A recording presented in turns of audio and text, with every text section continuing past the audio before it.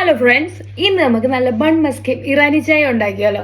ഇപ്പം വൈറലായിട്ട് നിൽക്കുന്നില്ലേ, നമുക്ക് പോയി കഴിക്കാൻ പറ്റത്തില്ല. ഇവിടെ നമുക്ക് ഇത് വീട്ടിലുണ്ടാക്കാം. ഇതിന്റെ ഓരോ വീഡിയോ കാണുമ്പോൾ തൊട്ട് എനിക്ക് ഭയങ്കര കൊതിയായിരുന്നു ഇത് കഴിക്കണമെന്ന്. അപ്പം ഞാൻ ദേ ഇവിടെ 100 ഗ്രാം ബട്ടർ എടുത്തിട്ടുണ്ട്. ഞാൻ ഭയങ്കര മടിച്ചായതുകൊണ്ട് നമ്മുടെ ബീറ്റർ വെച്ചിട്ട് ഞാൻ നല്ല രീതിയിൽ ഒന്ന് ബീറ്റ് ചെയ്തെടുത്തു. അതിനകത്തോട്ട് നമുക്ക് കുറച്ച് കണ്ടൻസർ മിൽക്കും കുറച്ച് വാനില എസൻസും ഒഴിച്ചിട്ട് പിന്നെ നല്ല സോഫ്റ്റ് ആയിട്ട് വരുന്നുണ്ട് ബീറ്റ് ചെയ്തെടുക്കുക. ആ സമയം നമുക്ക് ഇറാനി ചായ ഉണ്ടാക്കാം. അതിന് കുറച്ച് വെള്ളത്തിനകത്തോട്ട് തേയിലപ്പൊടി, പഞ്ചസാര, ഏലക്ക ഇട്ട് നമുക്ക് അടച്ചു വെച്ചിട്ട് തിളപ്പിച്ചെടുക്കാം. ആ സമയം തന്നെ നമുക്ക് പാലും കൂടെ തിളപ്പിച്ചെടുക്കാം.